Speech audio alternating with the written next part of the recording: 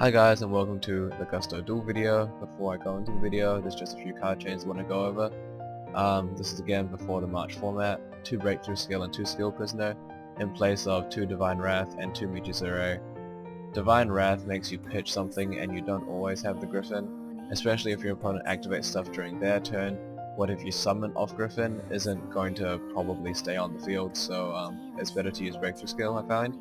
And Skill Prisoner because Skill Prisoner prevents your back row or monsters getting popped by monster effects or stolen in the case of Shark, which is why it's awesome, and you can also activate it again when it's in the graveyard. So that's either activating twice or activates anyway even if it gets MST. Extra deck is pretty much the same, but Scrap Dragon got taken out. Crimson Blader and Catastor aren't in the extra deck either. They've been in the extra deck since like the beginning, but they've been taken out now for Librarian, because Librarian's good in any deck that wants to synchro a lot. So yeah, the extra deck is kind of built to be optimal for what the deck does, and not just situational. Although Ancient Fairy Dragon is a very situational card. Yeah, but that's probably the only thing I'd say. So yeah, into the duel video, and once Primal Origins comes out, I'll be playing ranked matches and learning how to side. This duel was before I made the changes to the deck choices. This duel was kind of like what happens if you have an optimal opening for Gusto. He was playing 6 Ams, not quite sure why I was playing Solidarity, his choice. Anyways, I did make a massive misplay in this duel. And by massive I mean the misplay was absolutely huge. But the duel was kind of slowed down a little bit by the Swords of Revealing Light, but I sat on an Eagles for a while, so that's kind of all good.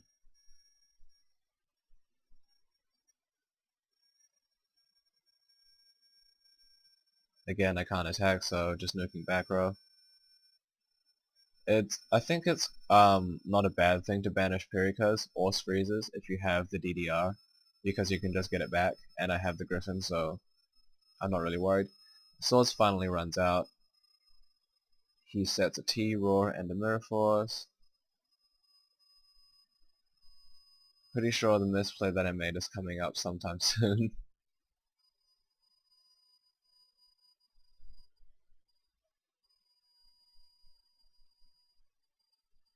And a Totem Bird. I really like Totem Bird. And the misplay should be here. When he summoned Zanji, I think what I should have done is Divine Wrath Zanji, or Stardusted the Zanji, because it says destroy, doesn't it? Yeah, I should have Stardusted the Zanji. But I guess even then Kizan would get the attack boost, but it doesn't matter because Stardust is out the way. Either way, something would have died, but I don't think I should have Solemn Warninged him, because I just ended up losing life, which I didn't need to. And Michizure is there before I put in Skill Prisoner. Of course, you didn't need Michizure to win. In later duels, I'm pretty sure I use Skill Prisoner a lot, since there's a lot of sharking going around.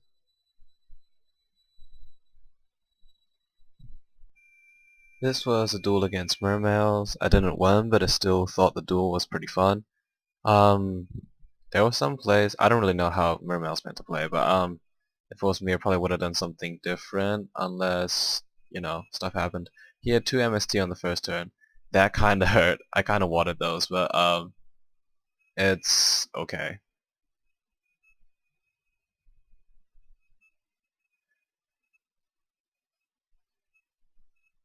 One of each E-Dragon in the deck really does make, like, decks a lot better in some respects, I think. Not in every deck, like you don't have to play an Earth deck and play Redox. But, yeah, one E-Dragon definitely does make things easier. With the Abysslands, I don't know if he was gonna attack into me with an Abyssland instead of summon a level 7. That probably would have been something I've done, but again, I don't play Mermails.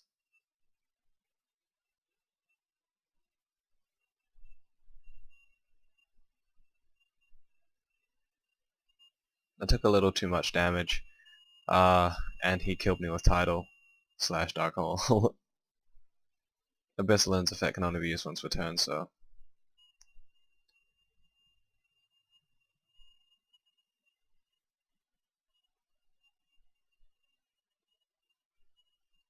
Drawing into Cam is, like, not desirable, but it's not bad all the time. If you have something you need to, get over.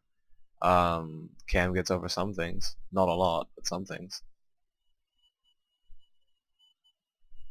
Reckless Greed, doing what it does. Dark Hole and kills me with Tidal. This was a duel against a spellbook player. The spellbook player didn't actually get High Priestess out, or at least didn't summon High Priestess during this duel, which is why I think I was in a much better position than I would have been. But this duel is kind of used to illustrate how important it is to have Daigusto Falcos, which I never used to play, but yeah. The Spellbook Magician of Prophecy thing with Eagle is kind of something I do every game. It's not necessary, but it's funny.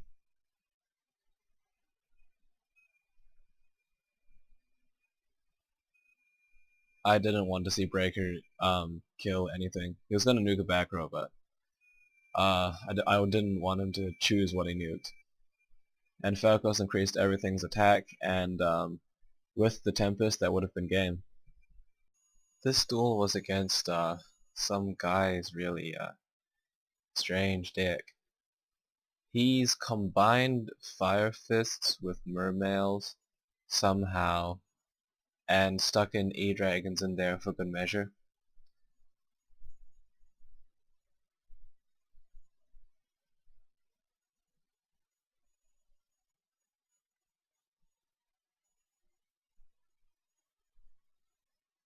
He chains back C, that's good. Of course Gorilla has that other effect, but doesn't matter too much, since I just want to see that thing off the field. I had no idea he was playing anything besides Fire Fizz at this point.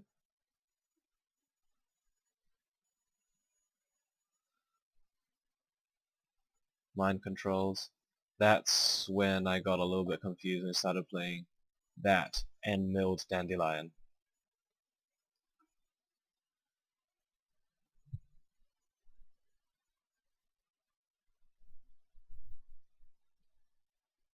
I kind of forgot I didn't have a Pirika in the grave, so I had to e-tele my Pirika into his Kagasuchi and do things.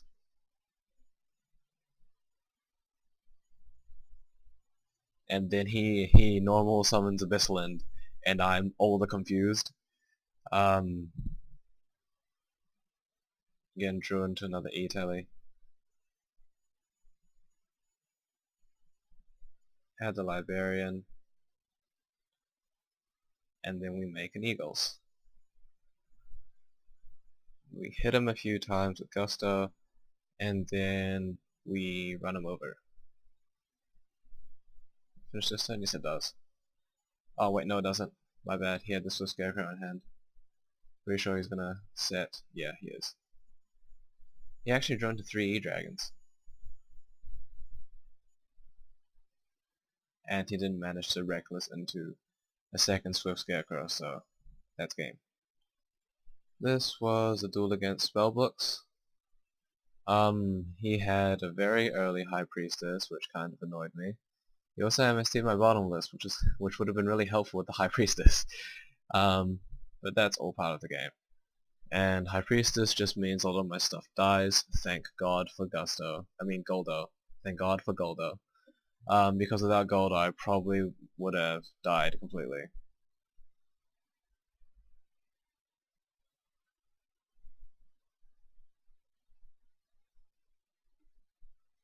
Pop the High Priestess and run over the Temperance, which I'm not quite sure what he said. Unless I'm missing something. No Fear the back row into a Mirror Force. And I'm pretty sure he has a Book of Life. High Priestess again, more direct attacks.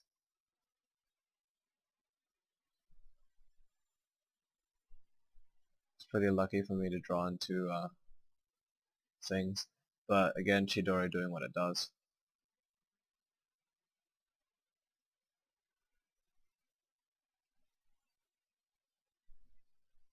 And he's just been using this card all day.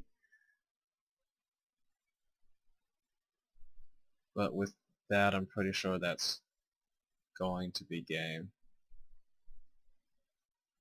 Yeah, that is game.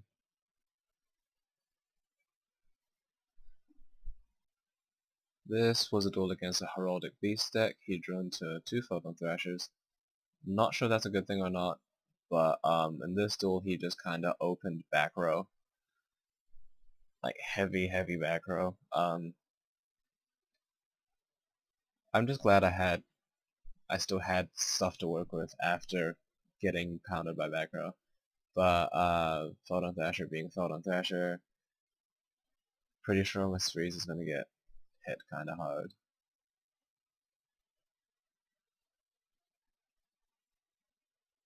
Makes his freeze, gets nothing. Oh, he didn't bottomless or wanting my freeze. Not sure why he didn't do that.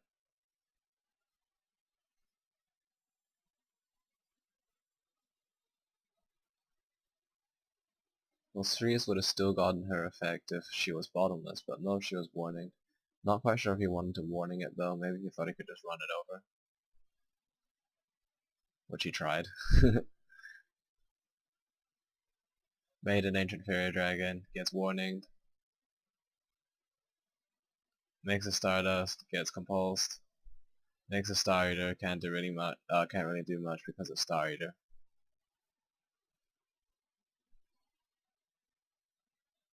He still has a bottomless set.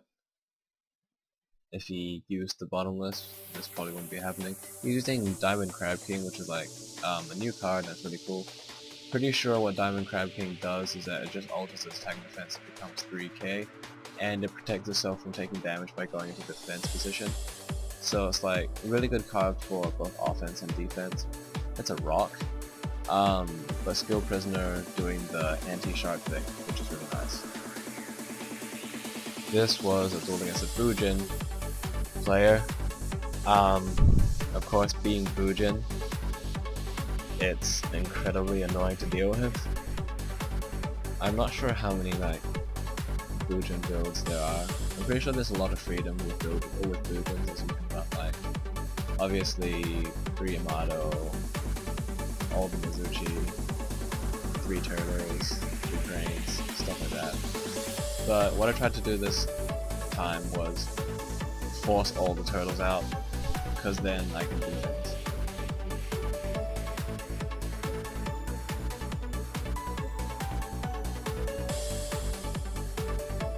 I got booked.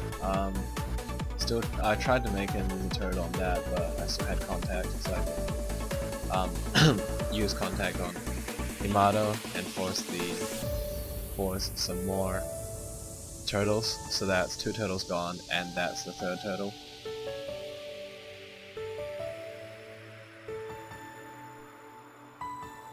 I wanted to get rid of the Yamato, so I made a Sahime. I took damage, but I got rid of the Yamato at least. And he didn't have another one in hand.